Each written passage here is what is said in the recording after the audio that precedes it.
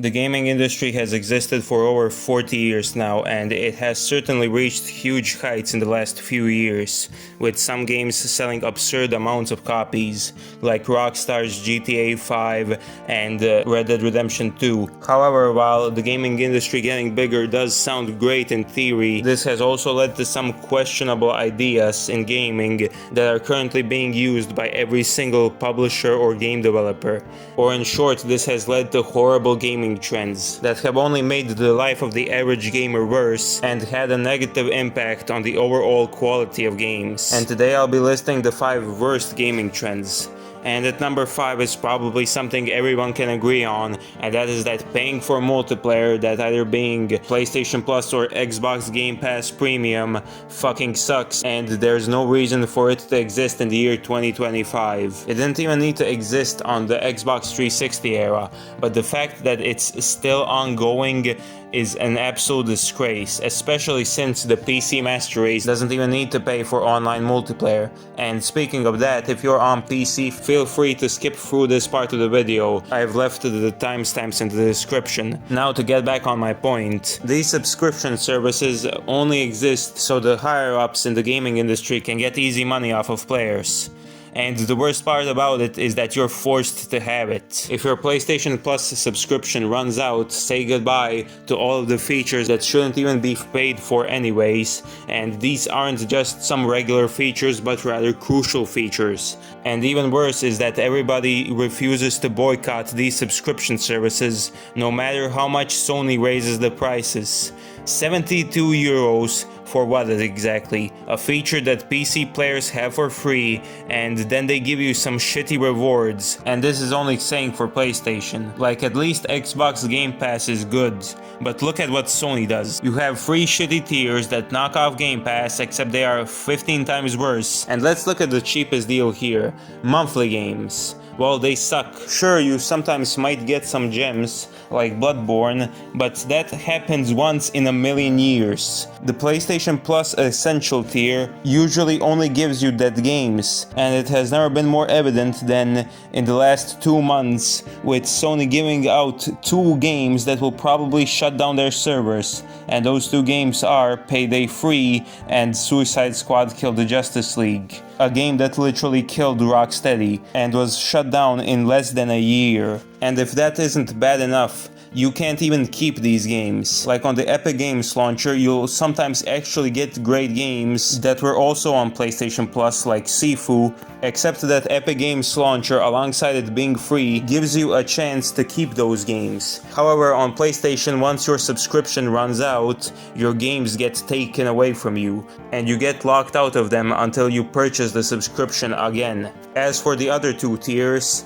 they are kind of okay, but 120 euros a year just to play some classic games that you can emulate, by the way, is complete fucking bullshit. And Game Pass is a million times better, because Game Pass actually gives you new games. PlayStation just gives you older games that were maybe in your backlog. Anyways, yeah, paying for online multiplayer fucking sucks, and the Sony is just a bunch of cucks. Anyways, the next worst gaming trend is single player games being online only. I have no idea why this isn't illegal. When I saw the trailer for Call of Duty Black Ops 6, I was actually cautiously optimistic for the game and its campaign, but all of that optimism was gone when I found out that you need a constant internet connection to play the game, even for the single player campaign that offers 0 online features. And the same goes for every single other mode, including multiplayer and zombies, except for those 2 modes you actually need to pay the PlayStation Plus subscription service. So yeah, good job Activision, you ruined another COD game. And alongside you not being able to play zombies without a subscription service, the game can shut down anytime. So all of the content zombies offered will be gone forever once the servers are down. And it won't be long before Activision starts shutting down older COD games. Oh yeah, and by the way, in case you aren't playing Call of Duty and you're wondering why the game is always online, well, it's because of texture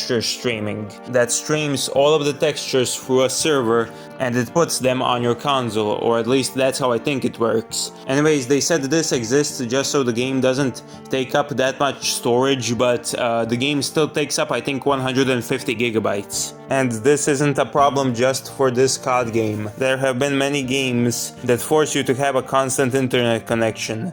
One of the first ones that comes to mind is Suicide Squad Kill the Justice League, which needs an online connection to be played. I mean, not anymore now that the devs have finally stated that they will bring an offline mode because the game will shut down soon, but I mean, I'd rather they didn't bring the offline mode so we can all forget on that piece of garbage that was released. So yeah, I believe everyone can agree this sucks, and it has only had a negative impact on games. The next worst gaming trend is Day 1 DLC. Don't you just love when the game publishers cut content from the main game and then charge you $10 for it separately? Because I don't. Day 1 DLC is horrible in theory and it's even worse in execution. There's no point for its existence because DLC should only exist for people who want more from the game. One of the best examples on how to make a good DLC is From Software, where they give you a whole new big ass area to explore and they give you multiple bosses to fight and weapons to find. However, Day 1 DLC only exists to squeeze as much money from the players, and thank God it has never really worked out. Some of the best examples of Day 1 DLC that flopped are Street Fighter X Tekken having 12 locked characters on day 1, you know, characters that were clearly cut from the game just to make a profit off of the players who already bought the game. And then there's Mass Effect 3 locking important characters behind a paywall day 1 DLC, and then there's a game like Asura's Wrath locking a true ending behind the day 1 DLC. Oh yeah, and how can I forget about the Resident Evil games, or I should say the remakes, cutting out outfits from the main game and putting them in as DLC. And this leads right to my next problem with modern gaming, and that's the death of unlockables, because less and less games have them, and I hate how unlockables are basically dead right now, since I loved doing some sort of challenge to unlock a certain outfit in a game. However, now the only challenge is reading the numbers on the back of your credit card. As I've said, Capcom completely sucks at this. Why are you releasing so many of these cool ass outfits that I know you cut from the main game as DLCs day 1? Like, why the fuck do I need to pay €4 to play as a edgelord Devil May Cry-esque Leon Kennedy? And now it's finally time to talk about probably my most controversial take in this video, but I think we need to stop remaking games.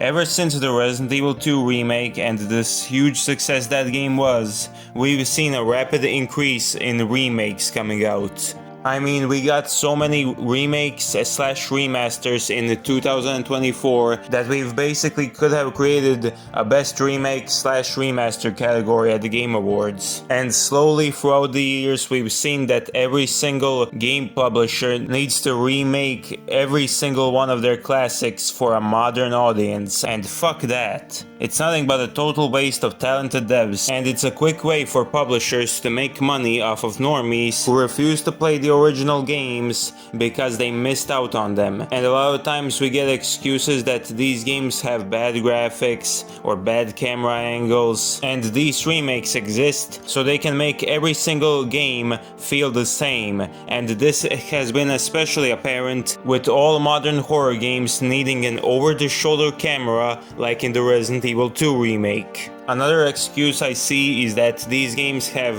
bad preservation, which is also a complete lie. I was able to replay Silent Hill 2 on my phone, on my Xiaomi Redmi 9, in 30 FPS through a PS2 emulator, and it worked just fine. And I like these remakes. Okay, it might not sound like that, but basically every single one of them, except for the RE3 remake, are good games. In fact, I'd argue a lot of them are great games. But my biggest problem with these remakes is that they are completely pointless, because the original will always be a creative work of art, and the remake will always be a cash grab, no matter how much you try to flip the script. I actually really enjoyed my time with the Silent Hill 2 remake. But my biggest problem with the game, alongside with how they butchered Maria, is that the game just feels completely pointless. And I cannot recommend this game to anyone, since the original Silent Hill 2 is just much better at making you disturbed,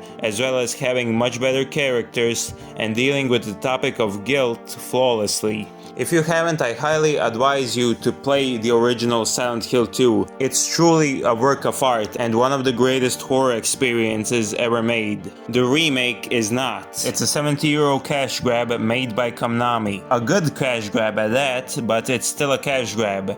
And since I'm talking about the price tag, the overall pricing of these remakes is completely horrible. A price of a remake is usually the same as every other AAA game, and like, should it really be that price? The answer is no. You're telling me Metal Gear Solid Delta, which will basically be a graphical upgrade, will be the same price as Doom the Dark Ages. €80 for a remake. €80 for a game you can play basically for free on any PC and at this point any Android mobile device. These remakes should be €50 max.